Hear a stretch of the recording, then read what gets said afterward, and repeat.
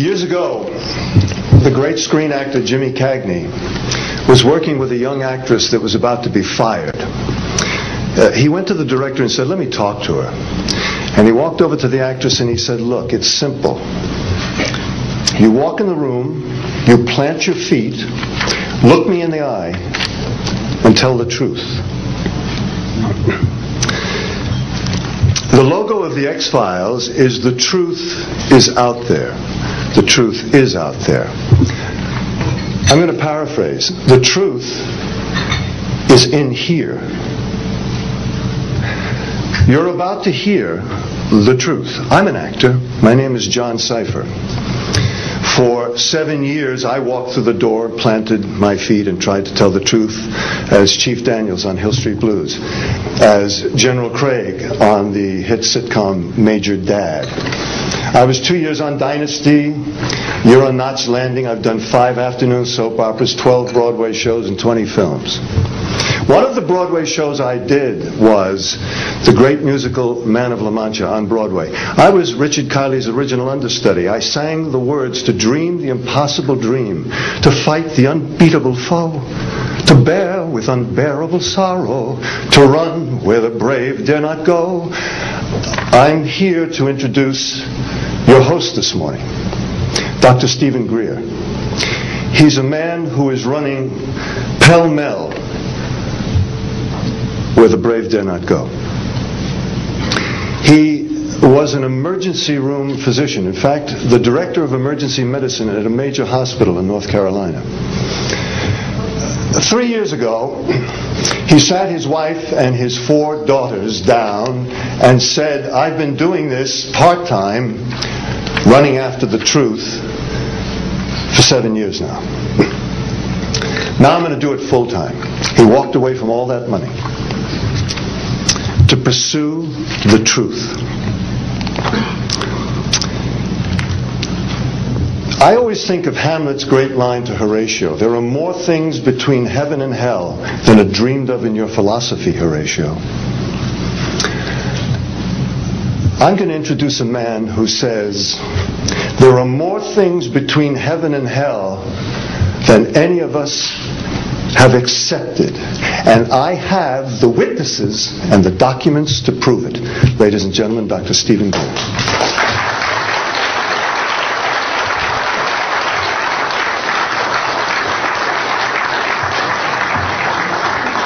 Thank you very much, John. Members of the press, the American public, and people of the world.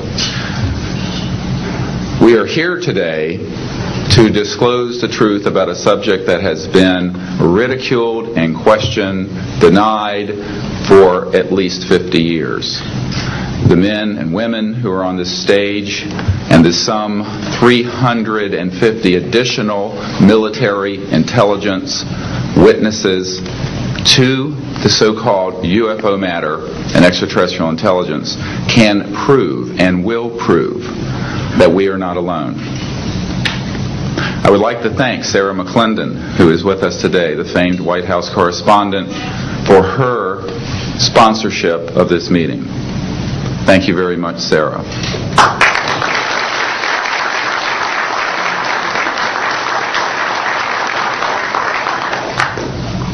In 1993, a group of military advisors to this project and I met out in the countryside in Virginia. And we decided that it was time for civilians, military, intelligence, and other people to come together to disclose the truth about the subject which is called UFOs. Since that time, I have personally briefed a sitting Director of Central Intelligence, James Woolsey, President Clinton's first CIA director. I have personally briefed the head of the Defense Intelligence Agency, the head of Intelligence Joint Staff, members of the Senate Intelligence Committee, many members of Congress, members of the European leadership, the Japanese cabinet, and others. And what I have found is that none of them are surprised that this is true, but they are uniformly horrified that they have not had access to these projects. We can establish through these witnesses whom we have identified, which now number over 400, and these are people who have been inside the CIA, NSA, Air Force, Navy, Marines, Army, all divisions of the intelligence and military community, as well as corporate witnesses, contractors to the government. And these are folks who have been involved in so-called black budget or covert unacknowledged projects. These unacknowledged special access projects are taking in at least $40 to $80 billion per year. And they are sitting on technologies that can change the world forever. The reason we are coming forward now is that we are asking for the U.S. Congress and for President Bush to move towards an official inquiry and disclosure on this subject. It has the most profound implications for the human future, for the U.S. national security, and for world peace. Specifically, technologies connected to UFO and extraterrestrial vehicles, if declassified and used for peaceful energy generation and propulsion, would solve the looming energy crisis definitively, would end global warming, would correct the environmental challenges that the Earth is facing. It is also critical that we begin to debate as a society the propriety of placing weapons in space. If indeed, as we can prove, it is true that we are not alone and that space is territory which we are sharing with other civilizations, it could be a very imprudent, destabilizing thing to place weapons in space. This is not being debated because it is off the national and international radar screens. It needs to be placed on it, and we are here today to do it. We can establish through this testimony that these objects of extraterrestrial origin have been tracked on radar going thousands of miles per hour, stopping and making right-hand turns. That they use anti-gravity propulsion systems, which we have already figured out how they work in classified projects in the United States, Great Britain, and elsewhere. That these objects have landed on terra firma, at times have been disabled, and have been retrieved specifically by teams within the United States, that extraterrestrial life forms have been retrieved and their vehicles have been taken and studied thoroughly for at least 50 years. We can prove through the testimony and documents that we will be presenting that this subject has been hidden from members of Congress and at least 2 administrations that we are aware of, presidential administrations, and that the Constitution of the United States has been subverted by the growing power of these classified projects, and that this is a danger to the national security. There is no evidence, I wish to emphasize, that these life forms from elsewhere are hostile towards us, but there is a great deal of evidence that they are concerned with our hostility. There are times when they have neutralized or rendered inert the launch capabilities of intercontinental ballistic missiles. Witnesses here today will describe those events to you. They have shown clearly that they do not want us to weaponize space, and yet we are proceeding down that dangerous path. And it will be established that these projects, because they have not been supervised properly by the Congress, by the U.S. President, by the international community, have become a threat to the national security. And for this reason, we feel we must disclose the facts. This is the beginning of the campaign for disclosure. And in a memo that I wrote to President Bush last week, I've stated that this campaign will persist until our goals are met.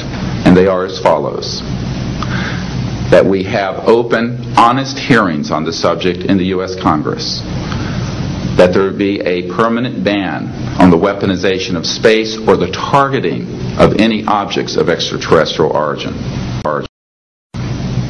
that there be a full and complete study of classified technologies connected to this subject to see how they could be properly declassified and applied for peaceful energy generation so that the world may get off of fossil fuels in enough time to prevent greater ecosystem damage, or war over the looming energy crisis, which is sure to sweep the earth in the coming decade.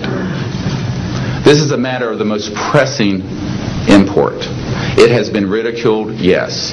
I know many in the media would like to talk about little green men. But in reality, the subject is laughed at because it is so serious. I have had grown men weep who are in the Pentagon, who are members of Congress, and who have said to me, what are we going to do? Here's what we will do. We will see that this matter is properly disclosed. And these courageous witnesses, the first 21 of over 100 that we have already interviewed on videotape, have stepped forward to speak the truth. Now, I expect people to be skeptical, but not irrationally so. Because these men and women have come forward and they have their credentials, they can establish who they are, and they have been first-hand witnesses to some of the most important events in the history of the human race. As was pointed out to me by some of the men here, they were charged with handling the nuclear weapons of the United States. Their word was trusted on everything of great importance for the national security. We must trust their word now. As Monsignor Balducci said at the Vatican, in an interview I had with him recently, it is irrational not to accept the testimony of these witnesses. So please be skeptical, but that is not the same as prejudiced and closed-minded. This is a matter of great importance, and I ask the media, the scientific community, and the political community to look seriously at this matter and to do the right thing for humanity and for our children. We have available for the media and for members of Congress a nearly 500-page briefing document with transcripts from dozens of these top-secret witnesses. We have a 4-hour videotape summary. It's not a commercial product, I'll warn you, from this project of the 120 hours that we have in interviews so far. They've been boiled down to 4 hours, and it's available for the Congress to review and for the major media to review. We can establish that this subject is real and has tremendous significance for the human future. I ask on all of you who are listening to contact the members of Congress that represent you and the leaders around the world and other countries and ask them to hold an honest inquiry into this subject, to support a ban on weaponizing space, since we are sharing space with other life forms. And that we move quickly as a people to understanding that this is the end of the childhood of the human race. It is time for us to become mature adults in the cosmic civilizations out there. To do this, we must become a peaceful civilization, and we must look as we go into space with an intent of cooperating with other civilizations, not weaponizing that high frontier. The men and women who will speak next will do so in order, beginning on your left. They will introduce themselves. I ask for the media to refrain from questions until each witness has spoken briefly about who they are and what they have personally been involved with or witnessed in their government, military, or government-connected careers. At the end, we will have questions. All of you may ask questions for as long as we can stay here, and we will provide you with all the information that you need. So we will begin now with the first of our witnesses, Mr. John Callahan.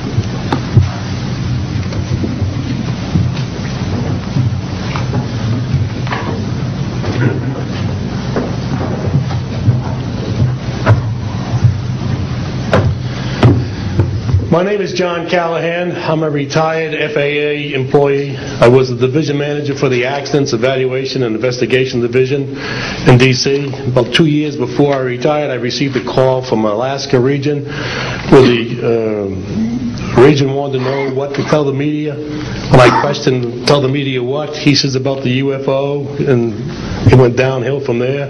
What UFO? It turned out I told him what any government employee would do at that time was to tell him it's under investigation. And then I had him send all that data to the FAA's tech center in Atlantic City. The next day, my immediate boss, service director, Javi Safir, and I went to Atlantic City. I had just purchased a new video camera, and I videoed the event. In Atlantic City, we had them play back on a scope, you would call it a scope, a plan view display, PVD, exactly what the pilot seen or what the controller seen, and we tied that in with the voice tape so we could hear exactly what the controller said and what he heard, and we taped it. We came back the next day, briefed the administrator, Admiral Ingen, on what happened. He wanted a 5-minute briefing. After we started the briefing, he wanted to know if he could see the video. We put the video on. He watched the video, the whole video. The next day, he set up a meeting for me to give a dog and pony show to President Reagan's scientific staff and whoever they brought over, and to hand off all that data to them. That morning in the FAA round room, it was either 9 or 10 o'clock, 3 men from Reagan's scientific staff, 3 CIA people, 3 FBI people, and I don't remember who the other guys were, along with all the FAA experts that I brought with me. They could decide or talk about the hardware and the software, how it worked. We put on a dog and pony show. We let them watch the video. We had all the data there. We had all the printouts that the computer put out. They got all excited over it. When it was all done, the CIA, one of the CIA men told the people they were now sworn to secrecy, that this meeting never happened and this event never happened. When I asked them why, I thought it was probably just a stealth bomber at the time.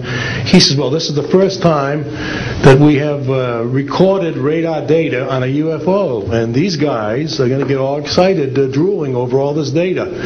I said, well, you're going to tell the public about it? And he says, no, we don't tell the public about this. It would panic the public. He says, we're going to go back and study this. I said, okay. That was what he was going to do. Now, I've told this story many times, and I get sometimes funny looks from people. I have with me the voice tapes of the controllers that were involved, the FAA original tapes. See, after we handed this stuff off to the President's staff, the FAA didn't know what to do with it. We don't separate UFOs from real traffic, so it's not our problem. Okay?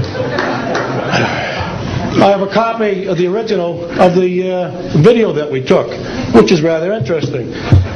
And once the thing was all over, the reports started coming into my office, but because it wasn't an FAA air traffic problem, the FAA's report ended up on a table in my office.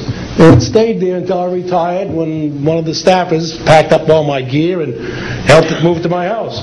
Also, in a box I found just a few days ago, in my 1992 tax return, I have the target printouts from the computer data, which, so if you wanted to or look at every target that was up there at the time, you can now reproduce this from this piece of paper here. And it's called the UFO Incident, Japan 1648, I believe the number was. It happened on November the 18th, 1986. I'm prepared to go to Congress, to swear before Congress that everything I've told you people and everything that is here is the truth. Thank you.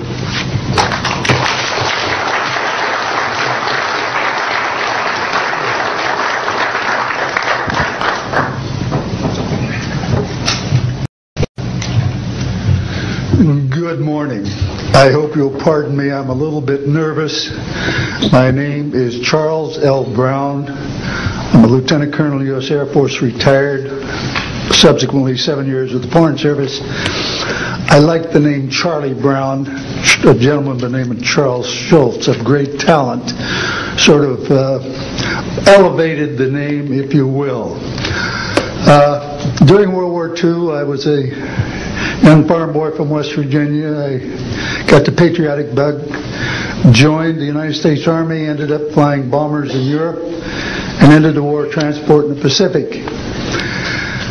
Finished college in the late summer of '49, recalled to active duty in the newly formed United States Air Force. I was assigned to an organization called Office of Special Investigations. The Air Force, as most of you know, was formed in 1947. OSI, as a central investigative agency for the Air Force, was formed, I think, in 1948. So everything was relatively new. Needless to say, starting in '47, UFOs were rather new. The Air Force Air Technical Intelligence Center was at Wright-Patterson Air Force Base, and I had my office in a building adjacent to it.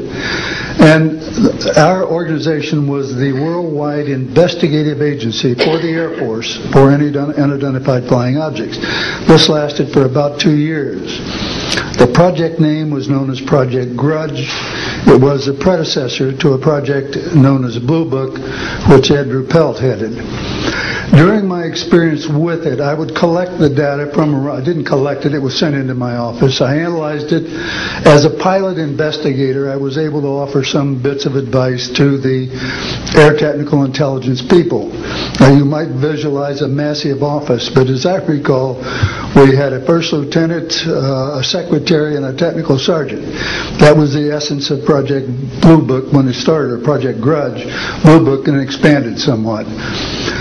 During the review as an analyst of these various documentary reports, if you will, or documents, I became clearly convinced that there was substance to what was being reported, in that we had ground visual, ground radar, airborne visual, and airborne radar confirmation of some of these sightings. The individuals who made the sightings were everything from airline pilots, military pilots, police officers, some of the people that your lives depend upon on a daily basis. These are very reputable and credible people. I hope that the testimony here from very credible people will convince you of that and will further Steve Greer's disclosure project, in that pressure needs to be brought to bring this to the attention not only of the Americans but of people all over the planet.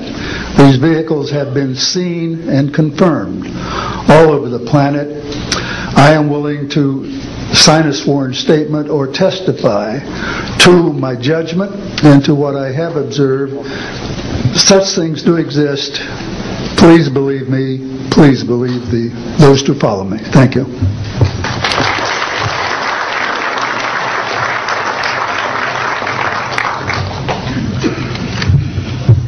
My name is Michael Smith.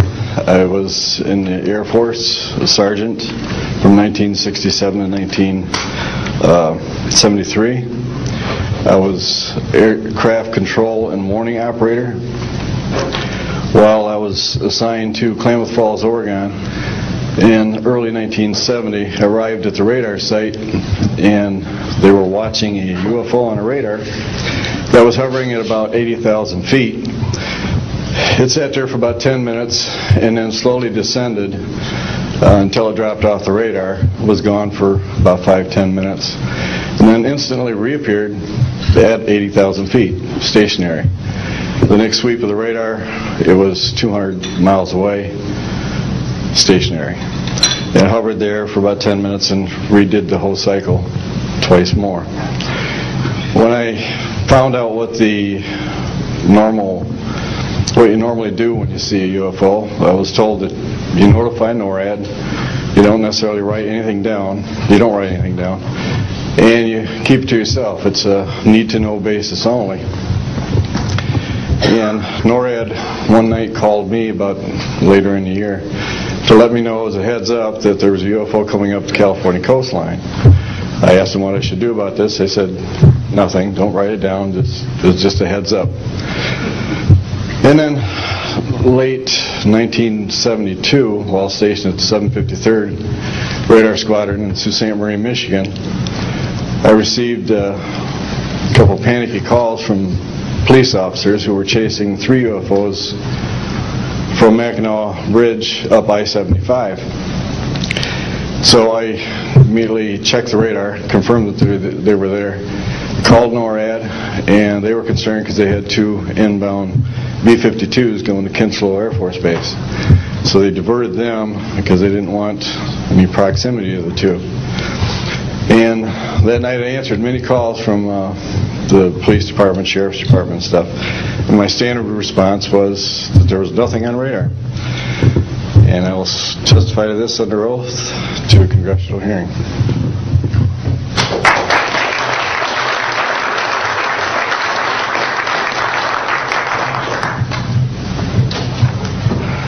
Good morning. My name is Enrique Colbeck. I am a air traffic controller. I'm sorry for my English. I'm so scared. I'm not accustomed to talk in front of a lot of people. I'm here because I'm being a witness in a voluntary way on my work. I work in Mexico City as radar controller and the International Airport of Mexico. And I'm going to give an example about this signs that we have in Mexico for several years, and this issue happens a lot of times in my country, unfortunately. For example, March 4, 1992, we detect 15 objects west side of the Toluca airport, that is very close of our international airport at 50 miles more or less. Then July 28 of 1994, we have almost a collision or something that we can name in that way with an international flight, domestic flight of Aeromexico 129, commanded by the pilot Raimundo Cervantes Ruano, that has a trash or something about in his main landing gear in the right leg. That's occurred at night at 10:30 more or less. Then in the next week, the same year, in the same moment, the Aeromexico Flight 904 has another almost collision that was reported for the pilot Corso, the Capitan Corso, at 11:30 in the morning, and we detect that object on a radar suddenly, just for a moment. Then the next week we have a lot of sightings reported by the pilots that give us information about the weird traffic or something, bright lights and different times, and we detect some of them in that week. But in September 15 of 1994, we have a detection about 5 hours more or less on a radar and a new equipment that we believe that that equipment was working in not a good way, because it's not human that you have detection by 5 hours of the same object and apparently without movement. Well, we concur with the technical persons of radar in our country that the radar system was working well, and was very exciting, and we surprised when at the next day we received information about a periodist named Jaime Maussan that is studied these cases in Mexico, about that a sighting from a lot of people in the Metepec city. There is another point located southeast of the Toluca airport, about a sighting of the big flying saucer, apparently 50 meters of diameter, than for a lot of people, and that let the trash is something in the ground. Well, next November 24, 1994, we have on service officially our new radar system, and after that moment we have information very exactly about of these sightings at the same time with the pilots and detections. That's why I'm here, because we consider in my country that this is very dangerous. We have a lot of more cases, but I don't want to use more time in this. But it's very important that the people on the world knows these events and consider that could be very dangerous for aeronautical situation, especially in my country. I don't know why in my country that's occur frequently, but the point is that happens, and we consider dangerous, and we have only, unfortunately, one trash, but we don't want to have another more. Thank you very much, and I'm sorry for my English.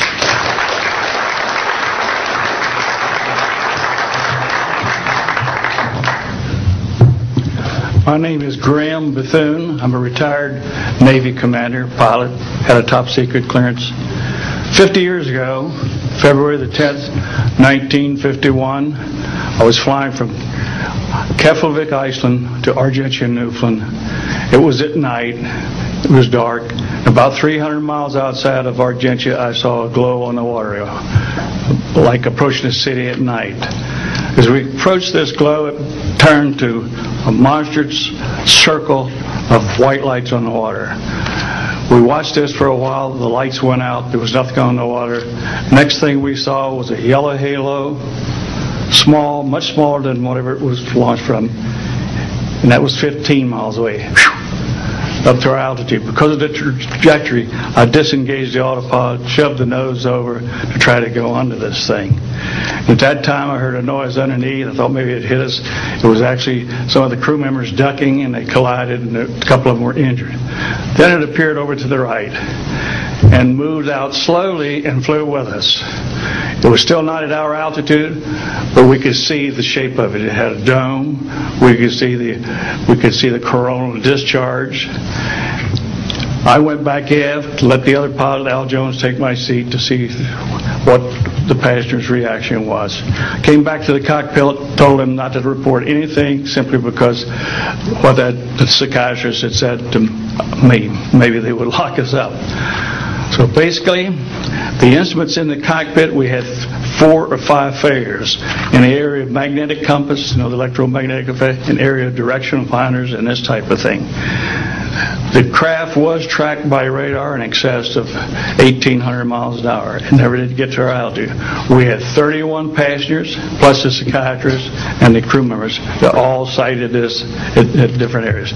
When we landed at Argentia, Newfoundland, we were interrogated by the Air Force, an excellent interrogation, Captain Paulson. When we landed at the Naval Air Test Center here at Patuxent River, we were required by Navy intelligence to make out individual reports. Out of the National Archives, I have the 18-page official Navy and Air Force report. I've made up a report to straighten out all the truth. There's a stack of books out there this high that have written all of this up. So the truth is here. I will testify under oath before Congress that everything that I have said is true.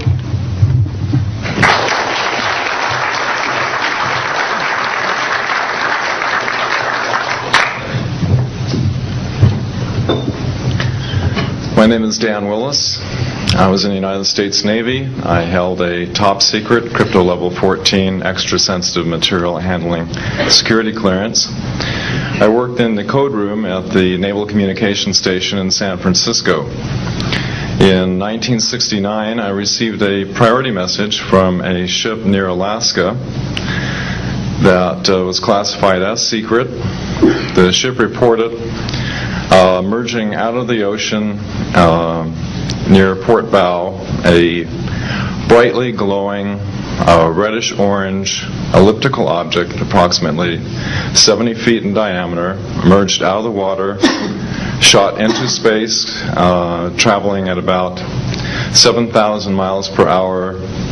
This was tracked on ship's radar and substantiated. Years later, I worked at the Naval Electronic Engineering Center in San Diego for 13 years. The co-worker who I worked with worked at the NORAD facility, when he first started working at the facility, he noticed objects going on the screens that track everything out in space and in the air, objects going off the scale, doing right-angle turns. When he inquired, his older supervisor advised him that, quote, it was just a visit from one of our little friends. He thought this was a little unusual. These statements are true. I'm willing to testify under oath before Congress. Thank you.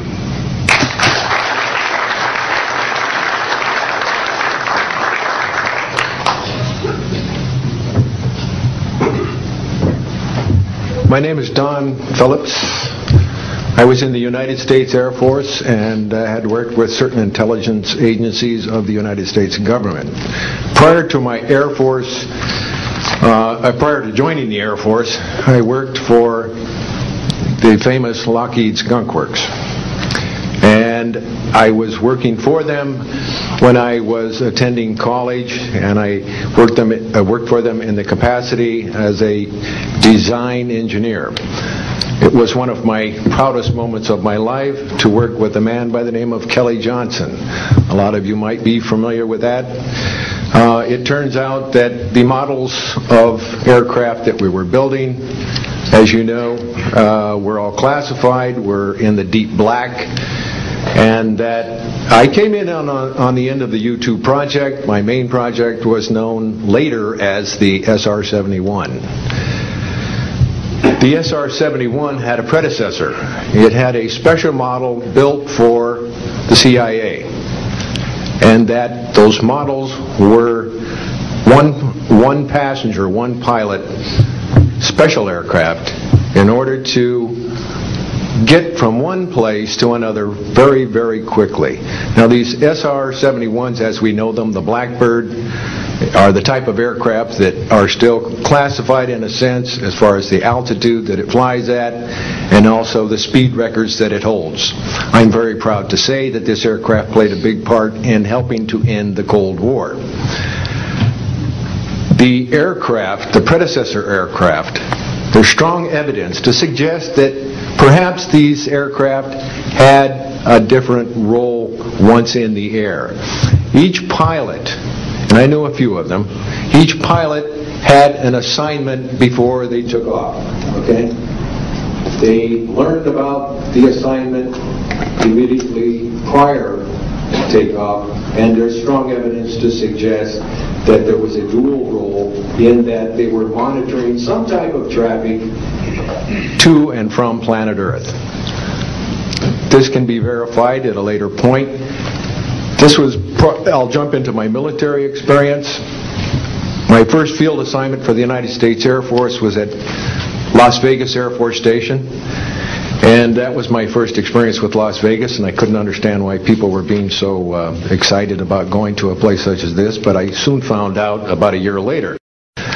Nellis Air Force Base is located there. Nellis is a major training center for different types of special aircraft and fighter aircraft, one of the premier training sites for pilots all around the world. However, when I learned that my assignment was at a radar site 50 miles out of town, up near Mount Charleston, I had no idea where I'd be, so finally in the daylight I was able to find the location and reported in 1965 for duty. In 1966, early in the morning, about 1 to 2 a.m., I was staying there on base, and our barracks were at about 8,000 feet. I heard a lot of commotion. You know, at that altitude, sound carries tremendously. And I thought, well, it's early in the morning, it's summertime, and it's very warm, and maybe I should get up and take a look. I didn't really want to, but I got up and took a look, walked up to the main road up near my office, which was the commander's office. I was on the commander's staff, Lieutenant Colonel Charles Evans. And I was saying, who's making all this noise? Who's making all this noise at this time of the morning? So when I got within about 50 yards of the 4 or 5 people that were standing there, one being the chief of security, they were looking up in the air, and I says, gee, their heads are all looking at the same direction. Well, I looked up to the west, northwest, and to my amazement, there were lights flashing around the sky, moving at anywhere from what seemed like 2,400 to about 3,800 miles per hour. Now, the fact that we're taking an estimate from a distance, we figured, well, this is quite something. However, we continued to watch these darting lights go across the sky and stop, absolutely stop, come to a dead stop, and reverse in an acute angle their direction, and then proceed on in they were traveling so fast that you could almost see a pattern left by, if you are computer people, when you move a mouse real quick across the screen, you see a little bit of a tail. Well, that's exactly the way these 6 or 7 craft worked. After 5 minutes of watching these things, they all seemed to group up to the west, northwest. Okay? They started to come in on a circle. But what I would like to point out is that where they were putting on their display in the northwest sky, just directly east of that is what is known as Area 51. Area 51 is a AEC name, okay? Atomic Energy Commission. That was the old name for Atomic Energy Commission. We knew it as the Groom Lake Flight Test Facility in the Air Force. And it was where we tested our aircraft after we got the prototype made from the Skunk Works. So here are these, let's get back to the circle in the sky. What they did was coalesce and started rotating in a circle, and then they disappeared. Well, I thought, gee, this is something that we have to keep quiet, and that was verified by the Chief of Security. But we waited there and talked it over for a little bit, and it seemed like, I think it was an hour. Then came the radar people from the scopes, which were at 10,000 plus feet, came down for their dinner at 2 o'clock in the morning. And the first person off the bus was a good friend of mine, Anthony Kesar. He said, he was white as a sheet, and he says, did you see that? Yeah, we all said, yeah, it was a nice display. What a show. He says, we documented them on radar. He says, we didn't give them clearance. The standing order was let them fly through the radar beam. He says, we documented 6 to 7 UFOs. Now, we don't know who was guiding those, but they were certainly intelligent, and we don't know where they landed because they coalesced and disappeared. So I will say at this point, to keep it short, that I will testify under oath as to what I say is true, and I will do so before Congress. Thank you.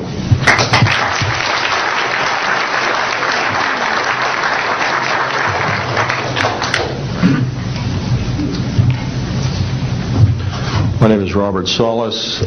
Contrary to what it says on the card, I was not a lieutenant colonel in the Air Force. I was in the Air Force active duty after I graduated from the Air Force Academy in 1964 until 1971 and separated as a captain. In March of 1967, I was stationed at Malmstrom Air Force Base, Montana, as a missile launch officer, Minuteman missiles.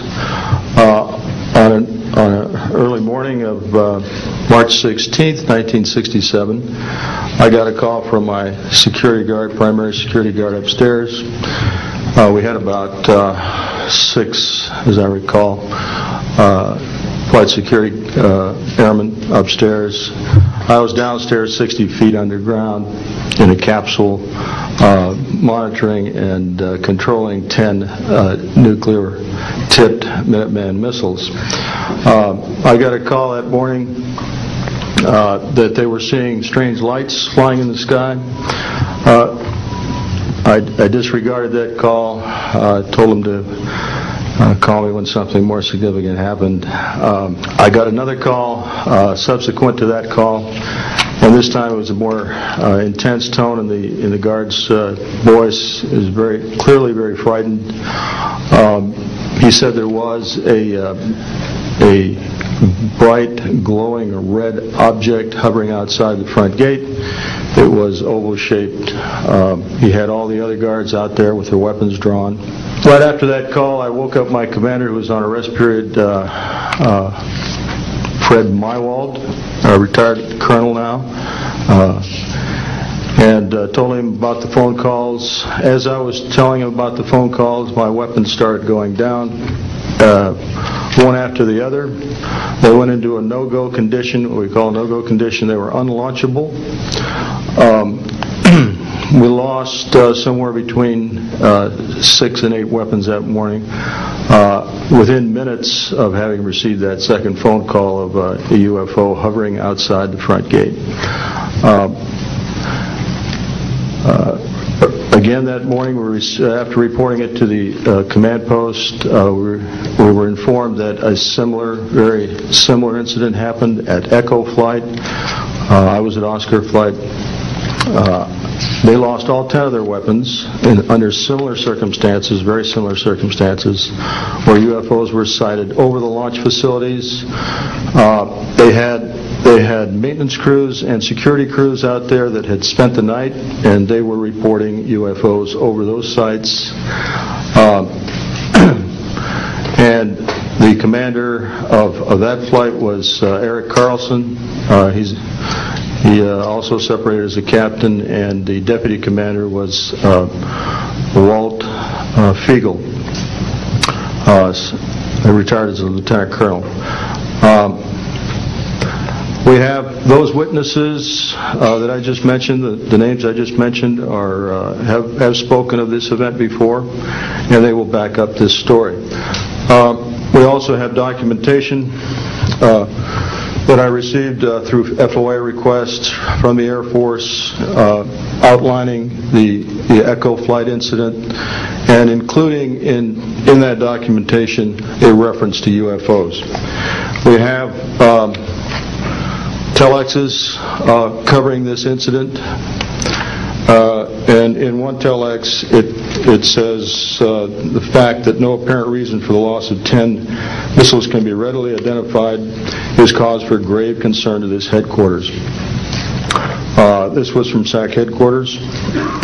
So we've got those telexes. I've got about 12 witnesses that'll verify parts of this story, including of a man who investigated the incident afterwards for the Air Force, and you'll hear a little bit more about that from the next witness. And also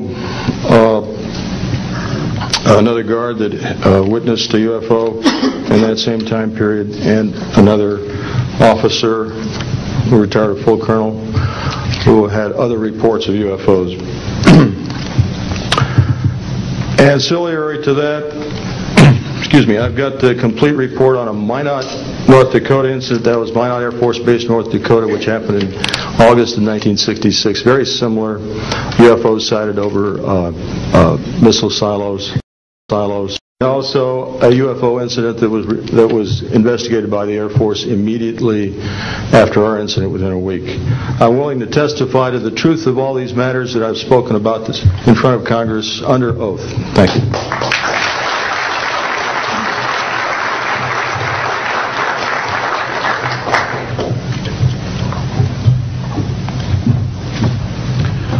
Good morning. My name is Dwayne Arneson. I served 26 years as a communication electronics officer in the U.S. Air Force, all over the world, including Vietnam. I was lucky to be selected to be commander of 3 different units in the Air Force. I held a top secret SCI TK clearance, and for those who don't know, it is slightly above top secret. I retired in 1986 as a colonel at Wright-Patterson Air Force Base in Ohio. I would like to relate about 3 different experiences, if you will, that relate to UFOs. As a young lieutenant over in Germany, Ramstein Air Base, Germany, back in the early 60s, I was in charge of the cryptographic center. I had a top secret crypto clearance at that time, and I can clearly recall seeing a message that went through my crypto center which said that a UFO had crashed on the island of Spitsbergen, Norway, and the team of scientists were coming to investigate it. Going forward to the 1967 time frame, I was assigned to the 28th Air Division at Great Falls, Montana, and I was the officer in charge of the communications center there. Also, I was a top secret control officer for the division. I had a crypto account. I was an account custodian, and I also passed out nuclear launch authenticators. During that time, I can recall seeing a message come through that communication center which said, basically what Bob just got through talking about, is that a UFO was seen near the missile silos and the missiles were deactivated. Coincidentally, the person that Boeing sent to investigate the particular missile conditions, if you will, what made them shut down, was my first manager at Boeing, Mr. Bob Kaminsky, who has since passed away. And I can recall him on different occasions. He lived close to me in Auburn, Washington. That's where I'm from. And he said, Arnie, he says, those missiles were perfectly clean. That was the result.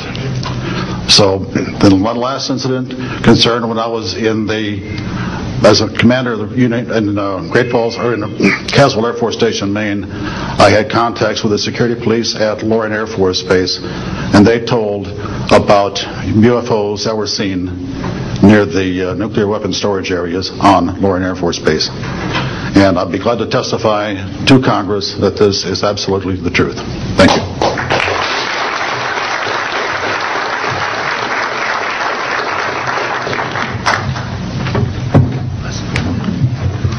Good morning. My name is Harlan Bentley. During 1957 and 1959, I was a PFC in the United States Army, stationed north of Washington, D.C. on the Nike Ajax missile base close to Olney, Maryland. In May, this month of 1958, about 6 a.m., I heard a noise outside that sounded like a pulsating transformer. I sat up in my bunk. I looked out the window. I saw a craft heading for the ground and crashed. Pieces broke off of that craft, immediately took off again. So there's a lot more to that story, but I've got to speed this up. Now, the next night, I was on radar duty.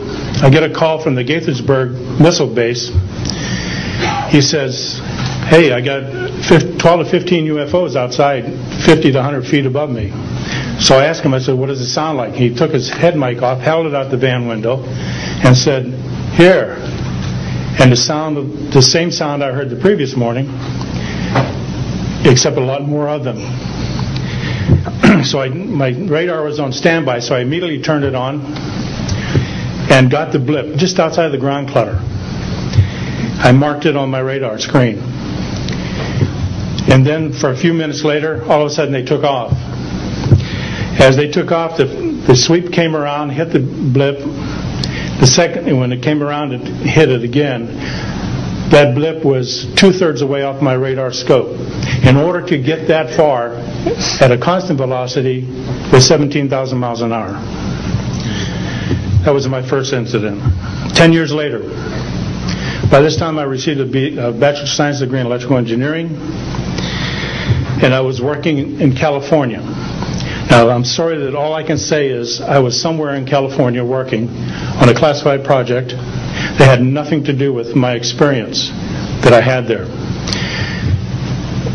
As I was working, and that was like 2 or 3 in the morning, California time, I heard a Houston astronaut communication link, comlink. I didn't pay much attention to it until I heard the word bogey. Of course, my ears picked up immediately. An unidentified flying object of some sort, whether it's a craft, meteorite, or whatever, was on a collision course with that module going to loop around the moon. So basically, I listened for some time, and then I stopped and went back to work. And then I heard, there they go. In the astronaut world, some of you may not know this, there's a term called green turtle. And it used to be, I don't know if it is today or not, but it used to be is you're not allowed to use profanity over the net. And the first person that does that, whoever hears it first and says green turtle, that astronaut's got to buy that man and his entire family a dinner at the most expensive place at Cape Canaveral. Well, to end this real quick, One of them said, damn. They went off, the UFOs took off. And he says, damn, that was fast. And somebody yelled, green turtle. And then he said another word, a synonym to crap. And then somebody else yelled, green turtle. And you could see him. He grit his teeth as now he had to buy 2 expensive meals. And my particular experience, I will testify before Congress if necessary and explain exactly what happened. Thank you.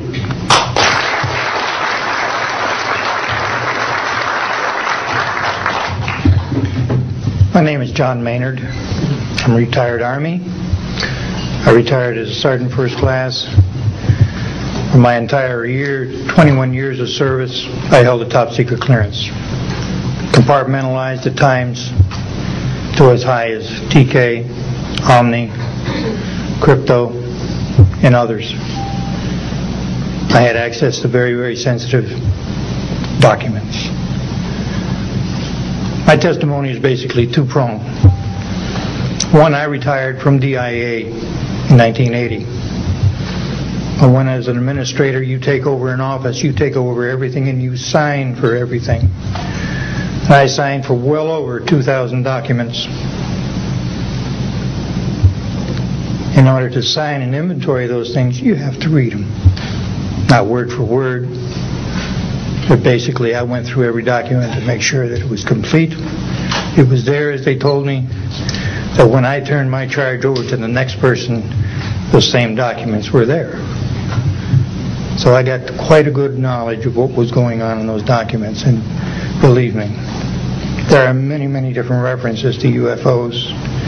There was also NPIC pictures that shows that it would targeted objects that were casing you out. Now, I worked on the SALT 1 and SALT 2 areas for the office that I worked in. So we were taking pictures all the time for verification of nuclear disarmament. And there were some objects in those pictures that didn't belong there. The second prong to this whole thing is that a lot of people talk about conspiracies over a shadow government. I'm willing to testify before Congress that these black operations do exist. I nearly became part of it. But I saw the light, I think. Or was it? And I got out. And that's it. We have to disclose what we know. And I am willing to testify before Congress under oath, or before any other organization, that what I witnessed was true.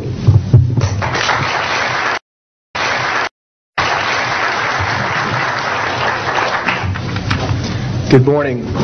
My name is Carl Wolf, and I was a precision electronics photographic repairman with a top secret crypto clearance in the United States Air Force. I was stationed at Langley Air Force Base in Virginia. In 1965, in mid-1965, I was loaned to the Lunar Orbiter Project at NASA on Langley Field. Dr. Colley was in charge of that project. They had problems with a piece of electronic equipment that was bottlenecking their production of photographs. I went to the facility, and when I walked into the facility, there were scientists from all over the world. I was stunned, actually, to see people at a NASA project from all over the world. It didn't make any sense to me initially. I was taken into the laboratory where the equipment was malfunctioning. I couldn't repair it in the dark. I asked to have it removed. A Airman Second Class was in the dark room at that time. I was also an Airman Second Class. I was interested in how the whole process functioned, how the data got from the lunar orbiter to the laboratory. I asked the young man if he'd describe the process to me. He did. About 30 minutes into the process, he said to me, in a very distressed way, by the way, we've discovered a base on the backside of the moon. And then he proceeded to put photographs down in front of me, and clearly in these photographs were structures, mushroom-shaped buildings, spherical buildings, and towers.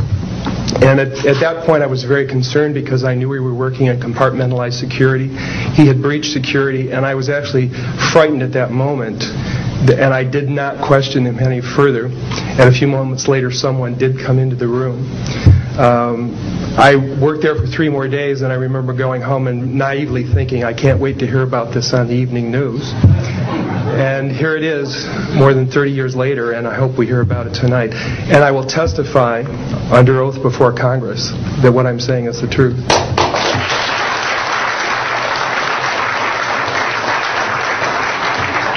Thank you, Carl.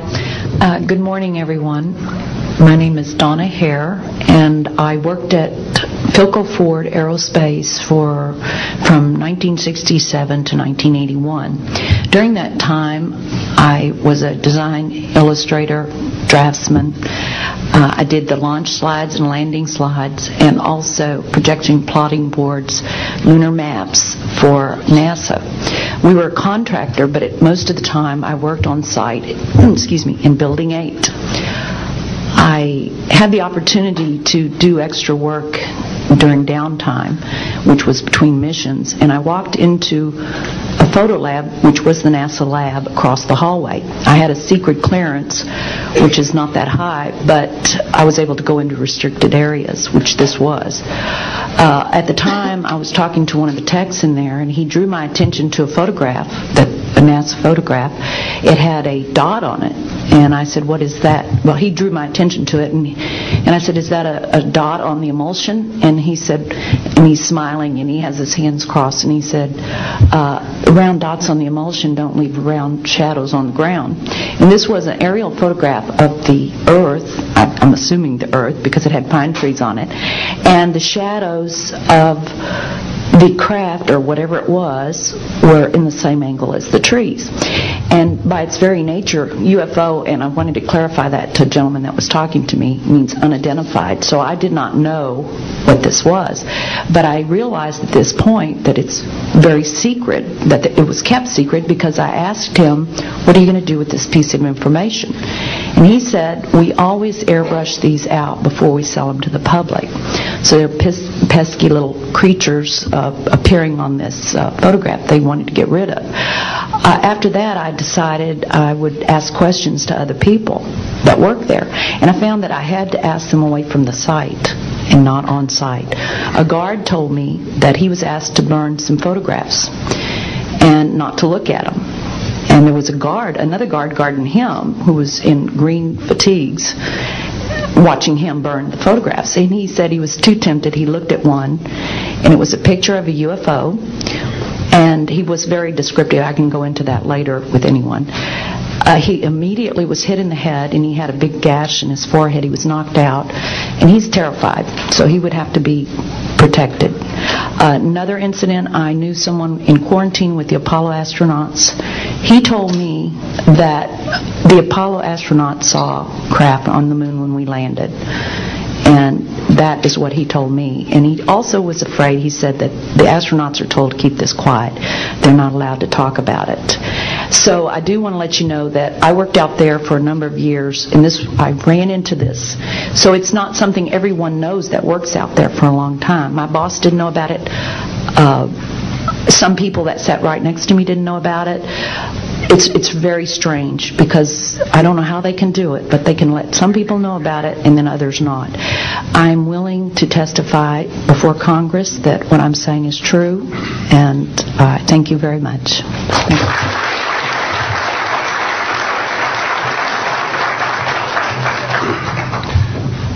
Good morning, ladies and gentlemen, and members of the press. My name is Larry Warren. 20 years ago, in 1980, I was a security specialist assigned to RAF Bentwaters, Woodbridge, NATO Air Force facilities in Suffolk, East Anglia. I had a secret security clearance. I guarded our backline nuclear weapons that were stored there at the time, without the knowledge of the people of Great Britain. I went through a portion of a 3-night UFO event where objects made incursions over our WSA, fired pencil-thin beams of light into them, and adversely affected the ordnance, possibly. These objects were on the ground on 2 different nights. Potentially there was another life form seen. This is an unpopular truth. These events were of extreme defense significance to not only Her Majesty's government, but this government as well, and they are still shrouded in secrecy. They are very complex, they are very vast. This is more about a human rights issue than just a UFO issue. 20 years ago this room would be empty. I see a turn in history. This is history in motion, but unfortunately it's history with the security classification. I would be more than honored to swear under oath that I experienced what I did, I saw what I saw. These events produced not only, after numerous denials by this government, a memo by Lieutenant Colonel Charles Holt, our deputy base commander, which reads like science fiction. It also produced, years later, an on-site audio tape he made as these objects performed their feats and did what they did and violated airspace. These events are of extreme defense significance. I hope my brothers in arms that went through these events will be given immunity at some point and be able to join us here. It is an honor to share the stage with all of these people. And I think for all our children, my son Dennis, God bless you, son, we can change the world. You're heroes for being here also, and I will testify in front of Congress if asked to. God bless. Thank you.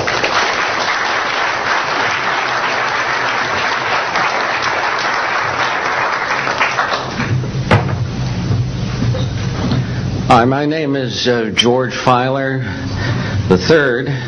The reason I'm here is because George Filer V is in the hangar and will be born on Friday. And I'm a retired intelligence officer and flyer with almost 5,000 hours, and I didn't believe in UFOs until London Control called us in the winter of 1962 and asked us, would we chase one? And we said, sure. So we let down from 30,000 feet to 1,000 feet where the UFO was hovering, and we went into a steep dive and actually exceeded the red line of the aircraft. So it's kind of dangerous chasing UFOs. In any case, I was able to get the UFO on the aircraft radar at about 40 miles, and we could see a light out in the distance, and as we closed, we kept on picking up this radar return. The point I'm mentioning that the radar return was very distinct and solid, indicating it was some kind of a metallic object. We got about a mile from the UFO, and it kind of lit up in the sky and went off into space, very similar to what the shuttle looks like when it takes off.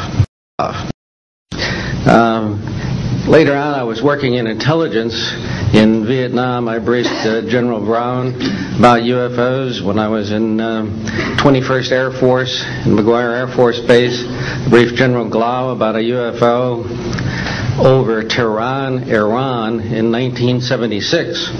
The two F-4s from the Iranian Air Force had taken off and tried to intercept the UFO. And when they turned on their fire control systems, they immediately went out. All the electrical systems went out. The planes had to return to base. This was particularly significant because it was also picked up on satellites. In 1978, on January 18th, I was going into the base. Every morning I did the briefing to the general staff, and I noticed that there are some lights off in the distance at the end of the runway there. And when I got into the command post, the senior master sergeant in charge said that there had been UFOs in the pattern all night. They're on radar. The tower had seen them. They gotten aircraft reports and so on. And that one had landed or crashed at Fort Dix. Fort Dix and McGuire are right together. And this is kind of like the Roswell of the East. But in any case, an alien had come off the craft and had been shot by a military policeman, and apparently was wounded and was heading for McGuire. So for whatever reason, the aliens liked the Air Force better than the Army, perhaps because they're shooting at them. But in any case, our security police went out there and found him on the end of the runway dead. And they asked me to brief the general staff, General Tom Sadler, and at the 8 o'clock stand-up briefing. And I said, I don't think I want to do this. The general doesn't have a good sense of humor, and I'm not sure I believe this. So I did some checking, called the 438th Command Post, and everybody had pretty much the same story. And at 8 o'clock that morning, just before I went on, was going to brief this, and I was very worried about it. They said, don't brief it, that it's too hot, so to speak. That's pretty much my story, and I'm prepared to tell the story in front of Congress, and it is the truth. Now, because of this, I've stayed interested in UFOs, and I'm the Eastern Director of the Mutual UFO Network. And between the National Reporting Center and Peter Davenport and the MUFON, we get 100 reports a week on average of people from all over the United States that see these things regularly. And if you start checking, they're out there and they're low, and people are seeing them all the time. And these are highly qualified people, all of whom essentially give us the reports by email. Thank you.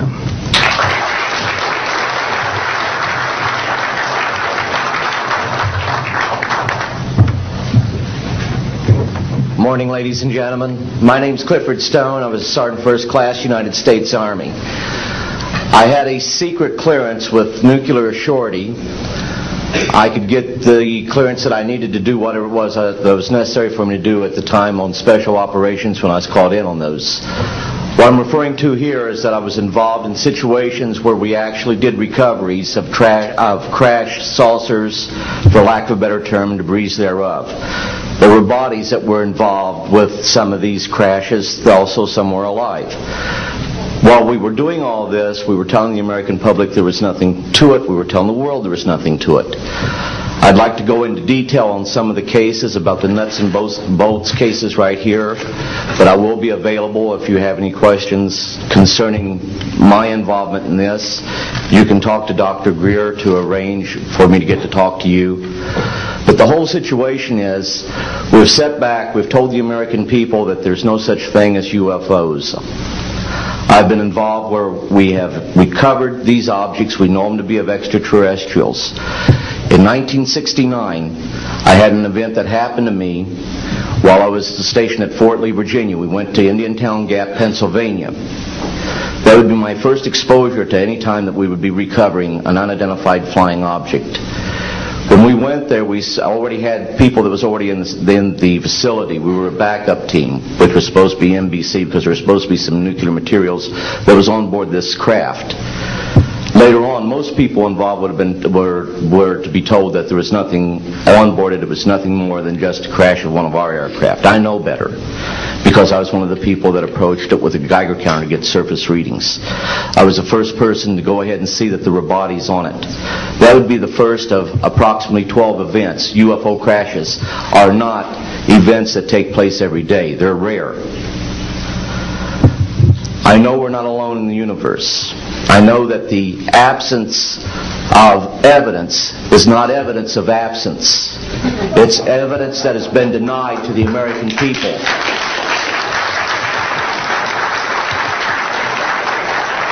I stand before you today in my almighty God, and I tell you this.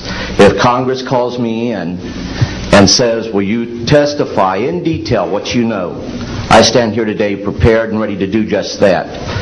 Governments must never lie to the people for no reason. Thank you.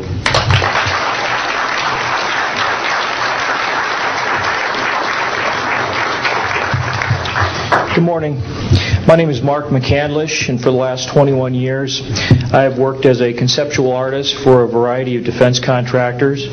I've been involved in conceptual artwork or the production thereof for Rockwell on the X-30 program, and also on the high-step program. That's spelled HYSTP, means Hypersonic Testbed Program. During the course of my career, I've twice had a secret security clearance.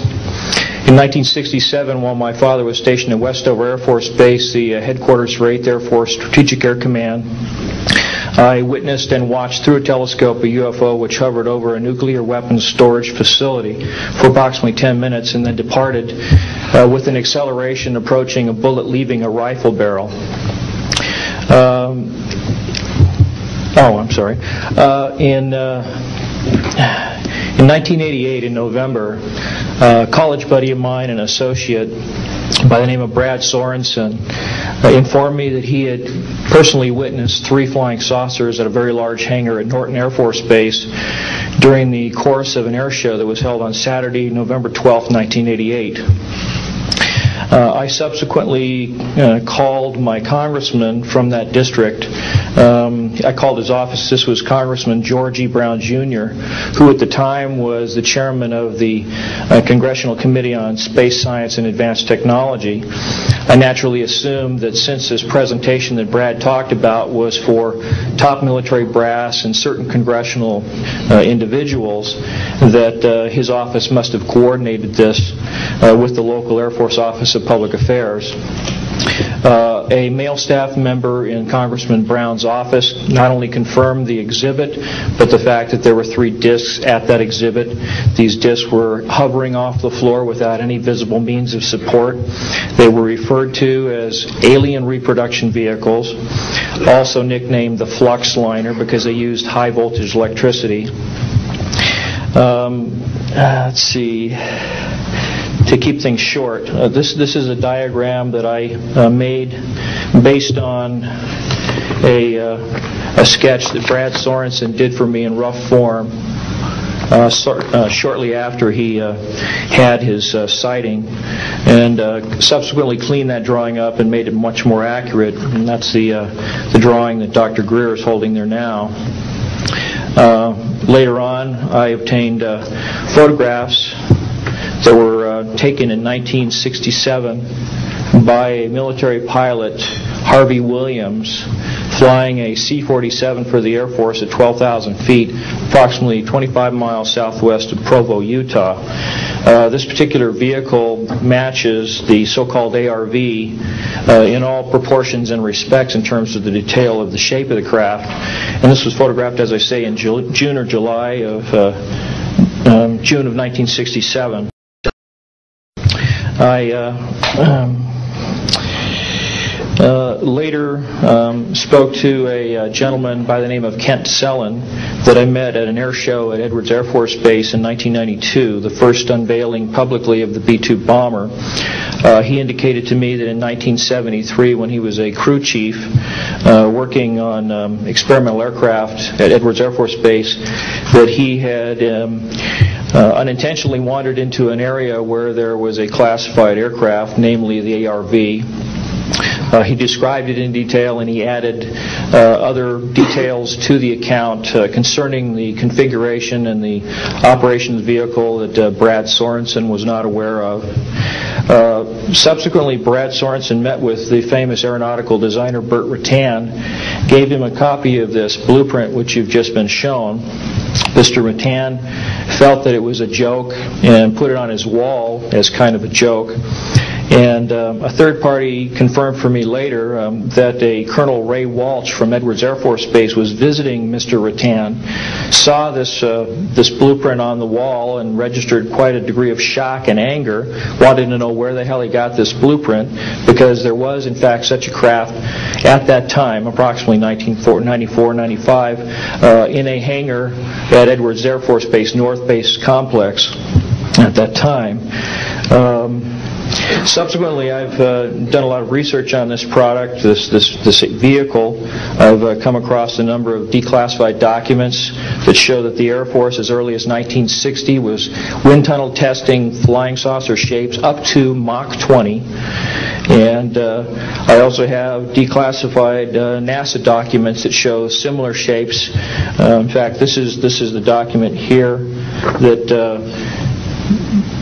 more or less details the wind tunnel testing up to Mach 20. This is the NASA document right here that was declassified, and it shows a variety of spherical and lenticular shapes that were flight tested up to, or I should say wind tunnel tested up to Mach 6.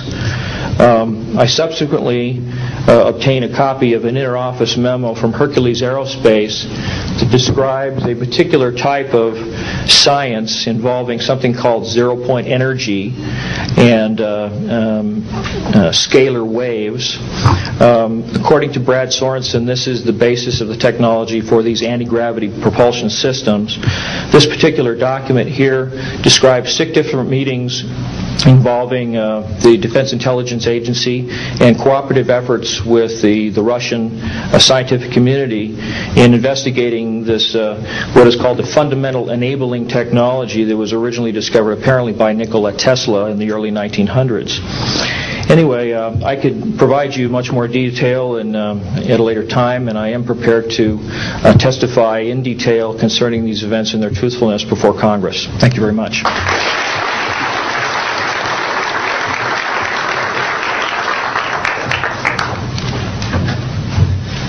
Good morning.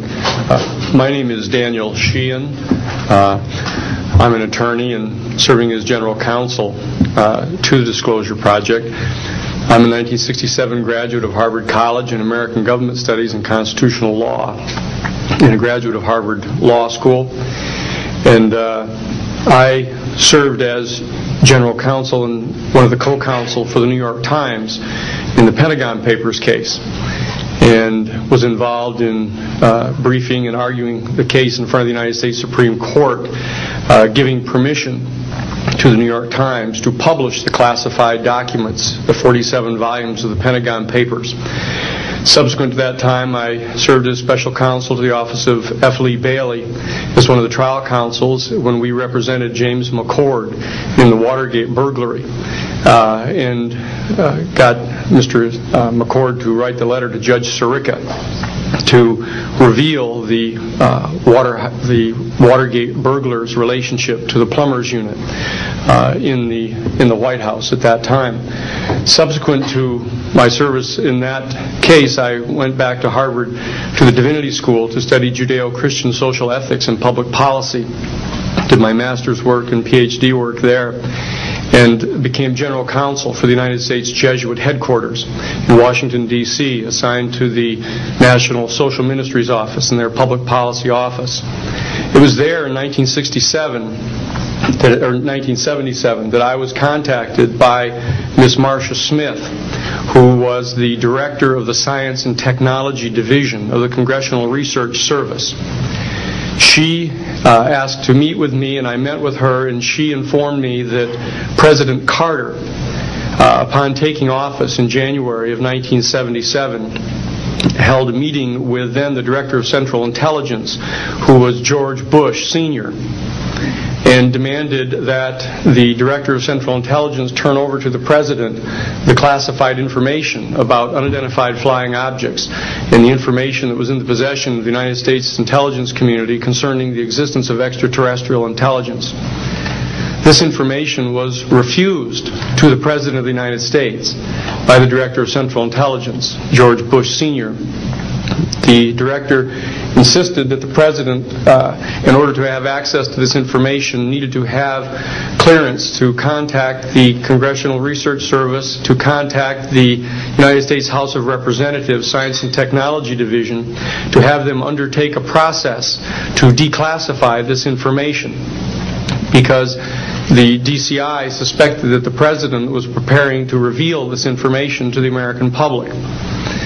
The Congressional Research Service Science and Technology Division, under the directorship of Marcia Smith, was contacted by the House Science and Technology Committee and instructed to undertake a major investigation of the existence of extraterrestrial intelligence and the relationship of the UFO phenomenon to this. I was contacted by Ms. Smith and asked, in my capacity as General Counsel to the United States Jesuit Headquarters, National Social Ministry Office, to see if we could obtain access to the Vatican Library, to obtain the information that the Vatican had with regard to extraterrestrial intelligence and the phenomenon of the UFOs. I pursued that with the permission of Father William J. Davis, the director of the National Office, and we were refused access as the United States Jesuit Order to the information in the possession of the Vatican Library. When I reported this to Ms. Smith She then later, subsequently, asked me to participate in a project which I can go into some detail during the question and answer period or later to individuals, pursuant to which I was given access to, as a special consultant to the United States Library of Congress Congressional Research Service, to the classified portions of the Blue Book project of the Air Force. At that point, it was in 1977, approximately May of 1977, I went to the Madison building of the United States Library of Congress. There was no one in the building at that time. It was brand new. I was directed to a basement office where there were two guards at the door, and a third sitting at the table, who took my identification, verified that I'd been designated as a special consultant to the Congressional Research Service of the United States Library of Congress, and was admitted to the room. I thereupon found photographs, some dozen photographs, of what is unquestionably an unidentified flying object on the ground that had crashed and plowed a furrow in a field of snow, and it was embedded in an embankment. There were United States Air Force personnel surrounding this craft, taking photographs of the craft. And one of the photographs, I could see that there were some symbols on the side of the craft. So I proceeded through the photographs and found a close-up photograph of these symbols. I'd been instructed that I was to take no notes and had to leave my briefcase and all my identification outside of this room, but I had brought with me a yellow pad. And so what I did is I opened up the yellow pad and refocused the overhead camera onto the same size as the cardboard backing of the yellow pad, and I physically traced the copies of the symbols on the side of this craft, closed the yellow pad back, put the microfiche back into the canister, reclosed the box that I had, and I said, it is time for me to. And I took this and proceeded to leave the office, at which point the security guards stopped me, and one of them said, "What is that you have there, Mr. Sheehan?"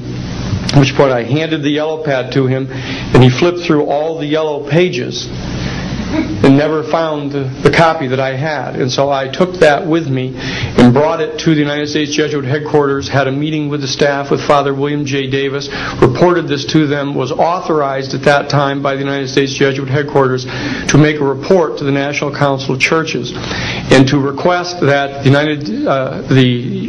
entire 54 major religious denominations of our country undertake a major study of extraterrestrial intelligence, which they declined to do.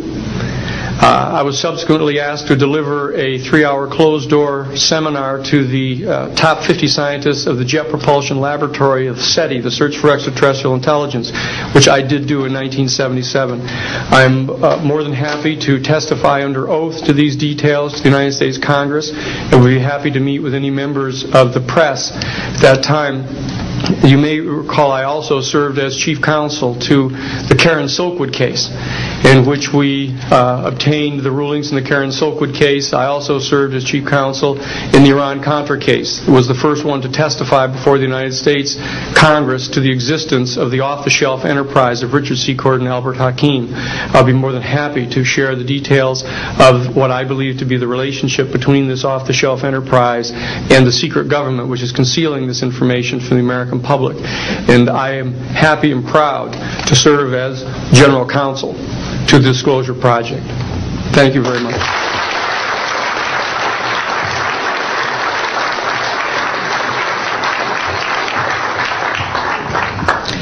Good morning. My name is Carol Rosen.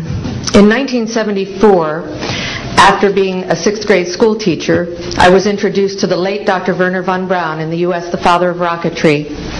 In my first meeting with him, during that first 3.5 hours, he said to me, "Carol, you will stop the weaponization of space." And I said, teachers don't stop until June. He said, "No, you have to understand. This is February, and we have to prevent the weaponization of space because there is a lie being told to everyone that the weaponization of space is now first being based upon the evil empire, the Russians. There are many enemies, he said, against whom we're going to build this space-based weapon system.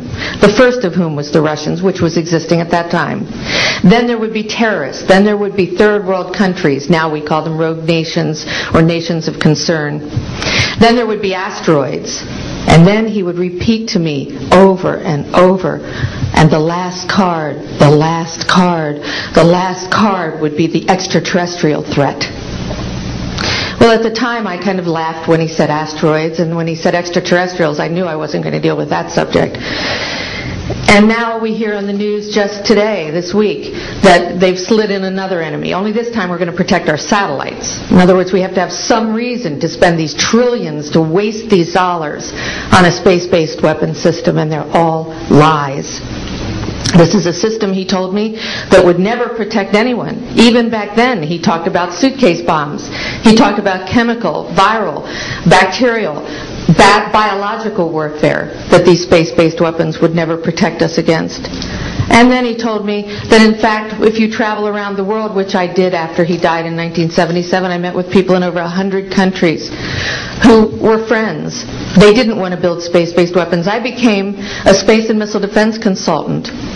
And I worked with people around the world. I became an advisor to the People's Republic of China. They don't want to build a space-based weapon system. And he told me back then that they didn't. He said, go to Russia. They're considered to be the enemy. I got on a plane by myself. When I got to Russia, I had a list of people that I had read out of the newspaper. Chernenko was in office then. He was the only one I didn't get a chance to meet. They introduced me to everyone when I got there. And when I got back, I said, oh my Lord, this man is telling the truth.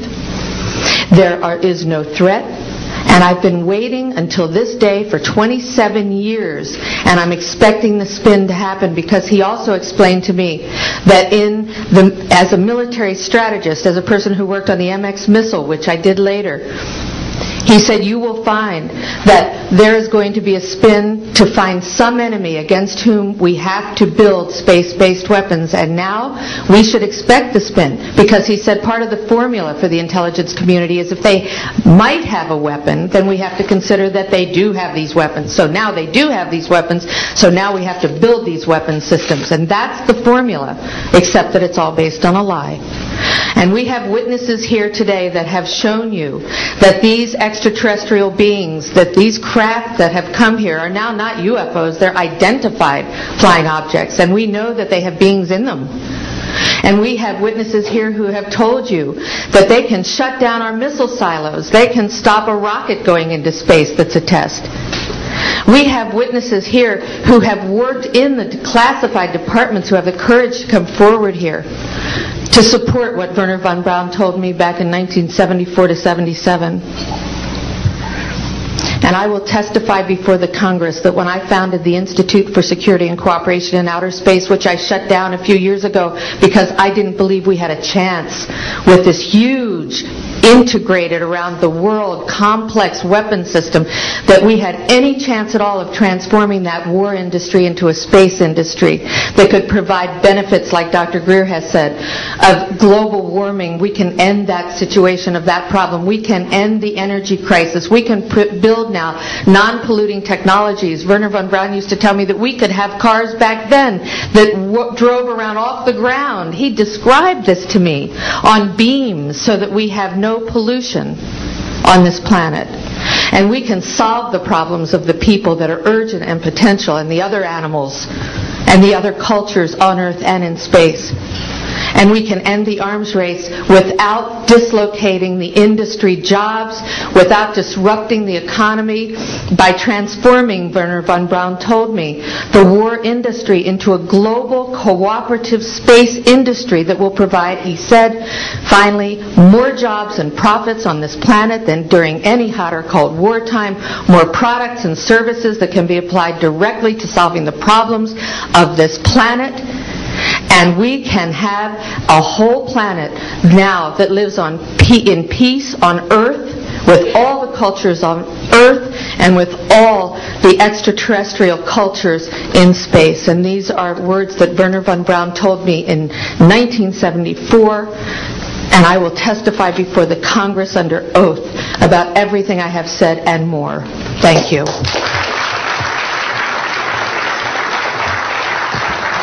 Thank you very much. I'd like to thank each of the witnesses and for your patience. We're running about 50 minutes late, and I do apologize for that. I want to emphasize that all of these witnesses each could speak for probably anywhere from 2 to 5 hours about what they have witnessed. We were trying to give you a snapshot. We have another 400 of these witnesses. I have carried this burden for 8 years. I'm now giving it to you, the American people and the people of the world, to take it forward. What I'd like to do now is open the audience for questions from the media. You may address them to me or to an individual witness as you deem appropriate. Yes, ma'am.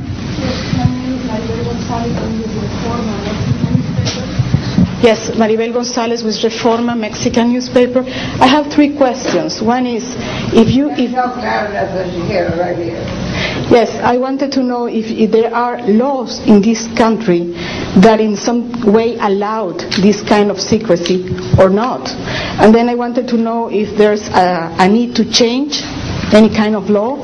And the next one I wanted to ask you, if you may, is who is profiting from this secrecy that maintains in secret the solution to the energy crisis? I mean... Well, let me get to those, okay, quickly, because we are short on time. First of all, I think initially there was an appropriate national security apparatus in place in the 40s during the Truman and also Eisenhower years. By the late Eisenhower years, we have a testimony from Brigadier General Stephen Lubkin, still a practicing attorney, that by the late Eisenhower years that he had lost control of these projects primarily because of the compartmentalization into the military industrial complex. Operative word industrial.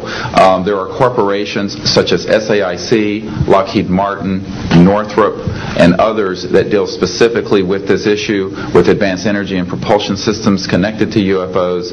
And I think that what has happened, from the best we can tell, from insiders that have briefed me for now about is that we have lost control of these projects from a constitutional law perspective because the infrastructure within military intelligence and corporate channels is so well funded and so complex and labyrinthine that there are compartments within compartments within compartments, and people who are in the Congress who make inquiries, and in fact President Clinton, when he made inquiries, were simply denied access, as you heard earlier that President Carter was denied access. On your other question, I would say that in terms of profiting from the status quo, big oil. There are certain geopolitical and financial infrastructures that would not welcome a definitive replacement to the fossil fuels. I will tell you, and we can prove this with other scientists who are ready to come forward, that we already have a complete replacement for any fossil fuels or ionizing nuclear power plants. We don't need them. We haven't needed them. Probably have not needed them since the time I was born. Now, of course, this is a major issue. You're talking a multi-trillion-dollar global infrastructure change. And so this does hit the alarm bells at the National Security Council economics area. However, what is more serious to the national security? Keeping the status quo or letting ourselves go into a global ecosystem collapse and running out of fossil fuels and having massive rolling blackouts, not just in California, but globally. We have got to do something about this, and soon, and that's why we are advocating open hearings in the Congress. Other media, please. Yes, sir. I just want to know if anybody at the UN is looking into this. I personally met with Boutros Ghali's wife, Aliyah Ghali, who said that her husband was quite concerned about this. This was in the 1990s. Since then, we know that there have been other people at the UN who have made inquiries. The problem is the UN has no mandate to deal with this. It needs to be given a mandate from its constituent member nations. And I think that the public and the member nations need to ask that the United Nations get involved with this. This is an international peace issue and an international security issue, and it should be taken up by the UN Security Council, and of course we are recommending that as well. Yes, sir. So I think my question is actually to Clifford Stone. You said that you had seen aliens on a craft that had crashed. I wondered if you could describe what they looked like. I could. I could, but it would probably take a whole lot of time. The reason I state that, when I got out in 1989, we had cataloged 57 different species. You have individuals that look very much like you and myself that could walk among us and you wouldn't even notice the difference, except for some of the things that they might be able to go ahead, even in a dark room, and touch an object and go ahead and identify what color that object might be. They would have a heightened sense of smell, sight, hearing. The situation is that you have various types of what we normally call grays. We didn't call them grays in the military, but you had at least 3 types of the grays. You had some that were much taller than we were. The unique thing that I'd like to point out for the most part is that the entities that we did catalog were in fact humanoid. Now this created a situation where the scientific community was trying to figure out why that would be the case, because you would expect that if life evolved on other planets that they would take on some type of other being, so to speak, not necessarily look humanoid or be bipedal such as we are. But apparently we got quite a few of the species out there that are humanoid in appearance, and that creates a question that yet has to be answered by science. Yes, and as I call on you, please state the news agency that you were with. Yes, ma'am. Deanne Divis with United Press International. Could you please address the vehicle that there was a drawing displayed of? Why would this vehicle be on display at an air show? What is the power source that you are asserting is going to be so very useful? And how can you determine that this vehicle is not something that is being developed, by a government agency? In fact, I think that was the testimony. This is an alien reproduction vehicle, and just to be clear, this means that it is based on advanced anti-gravity and zero-point energy propulsion systems. Those are the propulsion systems. They are being manufactured by a consortium of companies that include Lockheed Martin, Northrop, SAIC, and other corporations. They do have superluminal capacity, in other words, faster than the speed of light capacity. I think Mr. McCandlish and other witnesses that he's identified could go into more of the technical physics of it. I'm just a country doctor from Virginia, I tell people. I mean, really. And but this is actually what is the reason it's called alien reproduction vehicle is that it's based on the study of extraterrestrial vehicles, but it is manufactured by human military intelligence, aerospace contracting arrangements. And this is very important. It means that we, Homo sapiens, have the ability to access this so-called zero-point field of energy, which is the ambient field of energy from which all matter and energy is fluxing, and can access that energy and generate all the power we need to run this planet without fossil fuels or pollution. Do you have any direct evidence, though, that this, we're talking about the same government that so appropriately named a snooper program Carnivore. So just because it's named the alien reproduction vehicle, considering the history and the questions that have been existing for such a long time about flying saucers, do you know, is there any direct reason to believe that this is actually derived from technology? Any of the witnesses who can attest to that? And how would this, a propulsion system, a rocket engine doesn't necessarily translate into electricity. Can you elaborate on that? Well, the first part of your question, I would say that the testimony of witnesses we have, some of whom are here, others that are not here, but they're in the briefing materials, is that we have studied specifically extraterrestrial vehicles which have been retrieved. The breakthroughs in that research have led to applications that have led to the building of this and similar anti-gravity devices.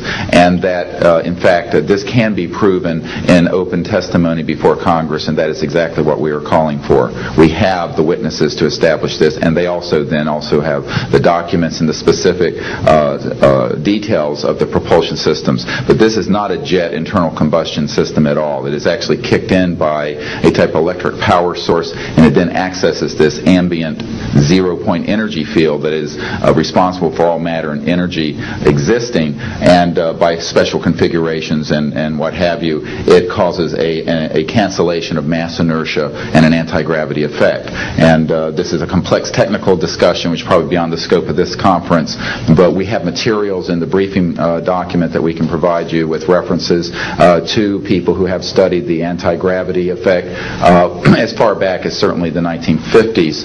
We have one witness who said that his family was connected to the RAND Corporation, and that by the mid-1950s that more money had been spent on anti-gravity propulsion systems than the totality of the Manhattan Project. So yes, we can establish those elements. Other questions?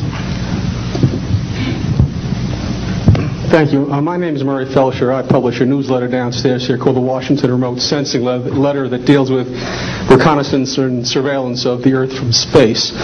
My question is this. Since 1972, with the launch of Landsat 1, and now with the launch of commercial space imagery, there are some archived, I would say, upwards of 35 million photographs of the Earth from space, and not one of them has shown a flying saucer. Are you suggesting that these have been airbrushed out? We're suggesting that there is a system before the public gets hold of anything that's off of a government-connected satellite. There is a compartmented operation that does indeed sanitize them from this type of evidence, and I think the testimony of the gentleman who was with the Defense Intelligence Agency, Mr. Maynard, Ms. Hare, and others would substantiate that. We have other witnesses who have been involved in projects where such items have been sanitized out. It could also be that if you did a thorough search, you might find a few that slipped through. We obviously haven't had the research dollars to go through all the millions of images that are cataloged to look for them, but we do know there's been a very thorough sanitizing of this. And people should not be naive about the extent to which covert programs using billions of our tax dollars have been able to effectively hide this. This is one of the sort of myths of both the media and the public. It's sort of a Pollyanna myth that we live in a society where such things could not be done. In fact, they are done, and we can prove that they have been done. These entire proceedings here, and I'm wondering how your screening process went. Can you tell us a little bit about your satisfaction level with that? Well, I'm very satisfied that these are genuine and good people who are speaking truthfully. Out of the 400 people that I'm dealing with, not 20 times this number, have I been fooled? Yeah, I'm an emergency doctor. Let me say something. People come into the emergency department with flank pain, riding on the stretcher. What have they got? A kidney stone, right? Yeah, well, some of them go into the bathroom, prick their finger, squeeze blood into the water, the urine sample, to show that they have blood in their urine so they can get a narcotic injection. Now, have I been scammed as an emergency doctor? Because, I'm bright enough to kind of know I'm being scammed. But have I occasionally? Yeah. Is it possible? It's possible. Is it likely? No. And here's what's more important. You don't not treat or accept the testimony or the history of every patient that comes in with flank pain and assume that they're lying just because you've been scammed once or twice. This field, you make a very good point, is filled with hoaxes and scams and what have you. It doesn't mean, however, that all of it is. And in fact, what we're saying after 8 years of research, we have found the documents, the top secret witnesses, the insiders, willing to testify under oath before Congress that this is true. Now, here's another key point. Some of the people who are in this witness pool, Mr. Sheehan, myself, and a couple of other attorneys, are members of state licensed professions. And what that means is that if we are perpetrating a hoax, we will lose our license to practice medicine, we will lose our license to practice law, because we'll be perpetrating a hoax upon the public. So what I would say to you is that the group of people before you are very credible, and the others whom we have identified are. We are not the CIA, we have not been able to do a $50,000 background check on each person. I'll give you that caveat. But we have done very serious interviews and vetting, and by the way, these people have presented their DD-214s, their defense forms, other documentation that show the DD-214s and others that show that they were in the military at a certain place and a certain time. So we're very comfortable that, in fact, that the weight of the testimony will carry the day here and that this is real. I had an insight, and it relates to your question. There have been tens of thousands of sightings and experiences from all over the world. Only one needs to be true. Because if only one is true, then the entire case of the non-reality of the sighting falls apart.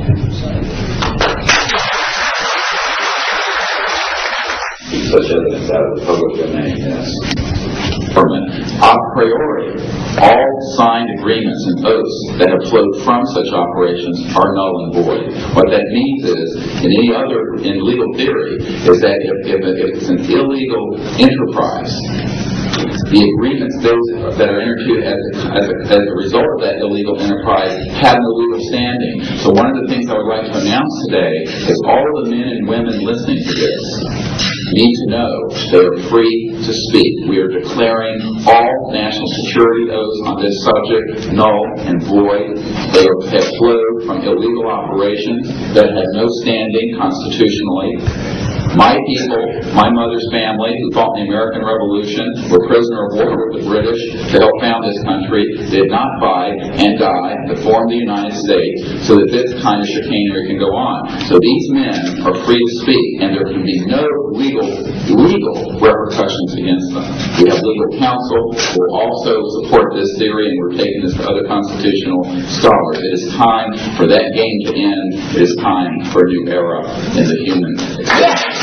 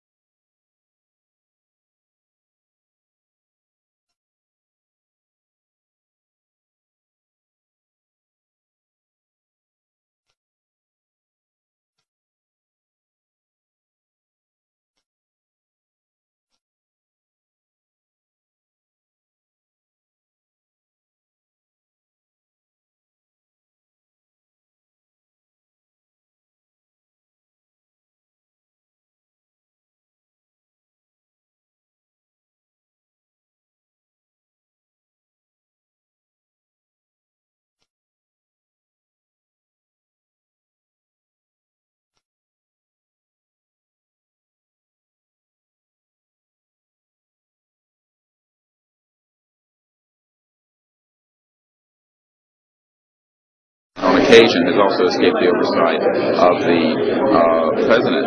We know for a fact that this has happened. I personally briefed President Clinton's first CIA director on this.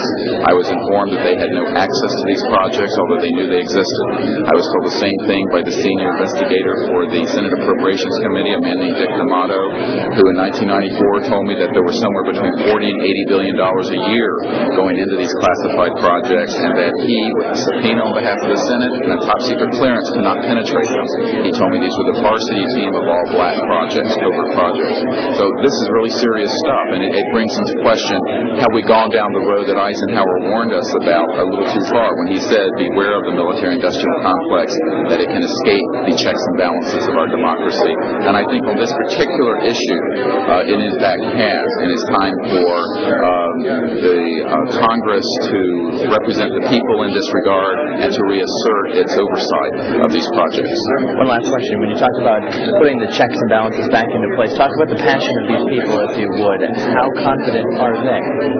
Well, they know what they saw. I mean, these are men ranging from Air Force and NRO officials to people who have been contract agents for the CIA, to people who have been pilots in World War II and are heroes of our country, the greatest generation that Tom Brokaw talks about. And so what I have to say to you is that these people know what they saw. They're not going to be speaking about anything anything except what they directly witnessed. And we're not talking lights in the sky and swamp cats. We're talking people who have actually retrieved extraterrestrial vehicles who are going to be here today. Very good. We'll take one picture of that. That's concrete and that's based on reality. But anyone who does further research in this field will find that they are not hostile. None of them are hostile. They have shown us that they can shut down missile silos and rockets. They have not destroyed us, and they've been here for tens of thousands of years. We know of 50 years worth, more or less, of secrets. We know of major. And the fact is, this hybrid breeding program that keeps being referred to? Well, again, we're not dealing with these kind of things. We are dealing with credentialed, unimpeachable witnesses here who have worked in projects. We're not dealing with this. We're dealing with what we know. What we know is that these are not hostile entities. In fact, I don't know how to explain this to you, except the people here are all still here. The world is still here. And they have shown us what their technology is capable of doing.